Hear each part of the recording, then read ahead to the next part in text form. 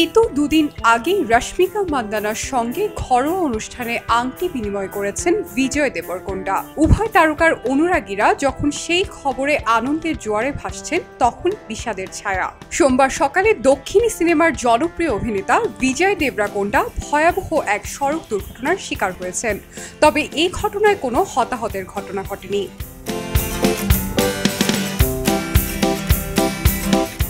সোমবার সকালে তেলেঙ্গানার জোগুলাম্বা গাদওয়াল জেলার NH-44 হায়দ্রাবাদ বেঙ্গালুরু হাইওয়েতে এই ঘটনা ঘটে।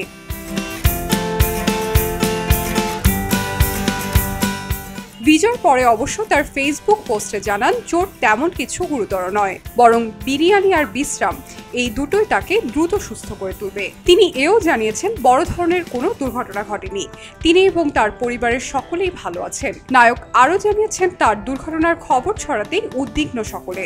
বহুজন তার সঙ্গে যোগাযোগের চেষ্টাও করেছেন।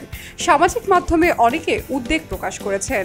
তাকে এত ভালোবাসার জন্য সকলের কাছে তিনি কৃতজ্ঞ। পাশাপাশি অনুরোধ জানিয়েছেন, কেউ যেন ভুয়া খবর না ছড়ান, এতে উদ্বেগ আরও বাড়বে।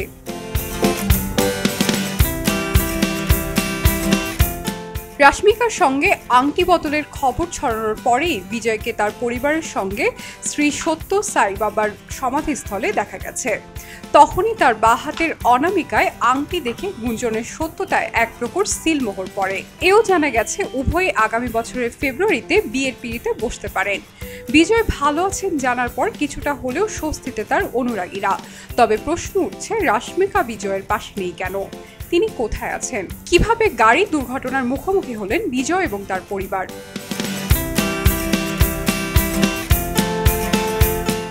সংবাদ মাধ্যমে জানা গেছে, উল্টো দিক থেকে এসে একটি গাড়ি আচমকা ডান দিকে ঘুরতে বিজয়ের গাড়ির সঙ্গে মুখোমুখি ধাক্কা লাগে।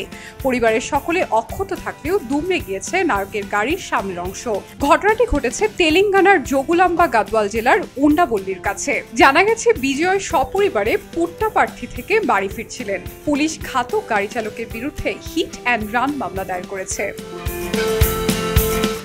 শাইনি আলম চৌধুরী, খবরের কাগজ। সবাই যখন জোয়ারে গা ভাসায়, কেউ কেউ ঘুরে দাঁড়ায়। সময় হারতে শেখালেও কেউ কেউ চ্যালেঞ্জ ছুড়ে দেয়। পক্ষপাতের ভিড়ে আজ থেকে কোনো পক্ষ নয়, খবর হবে নিরপেক্ষ। বানোয়ার তথ্যবাদ, খবর হবে নিখাদ।